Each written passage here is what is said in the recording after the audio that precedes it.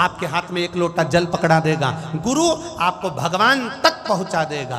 पर भगवान क्या करता है, ईश्वर क्या करता है?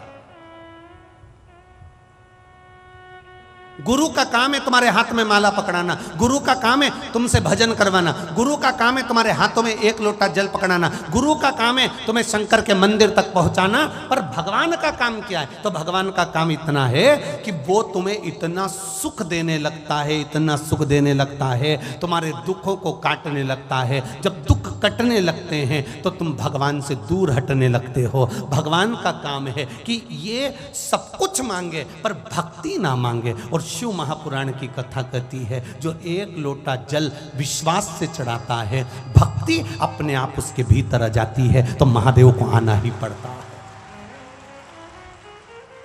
गुरु का काम है एक लोटा जल आपके हाथ में पकड़ाना, गुरु का काम है आपके हाथ में माला पकड़ाना, गुरु का काम है आपको मंदिर तक ले जाकर छोड़ देना, गुरु का काम है आपको भजन तक लाकर छोड़ देना, गुरु का काम है आपको शिव महापुराण तक लाकर छोड़ देना। इसके बाद महादेव का कार्य क्या है? आपके दुख काट देना।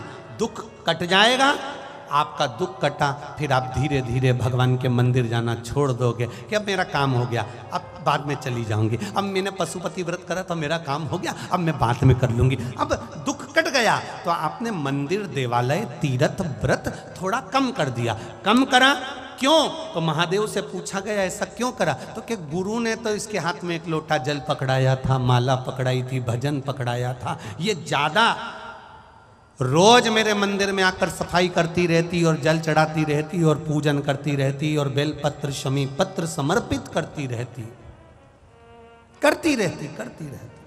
तो शंकर जी कहते हैं फिर मुझे तुरंत हर बार ये बुलाती और मुझे दौड़ कर जाना पड़ता, इसलिए मैंने इसको थोड़ा सा मंदिर से, भजन से, कीर्तन से, शिव पुराण से दूर कर दिया।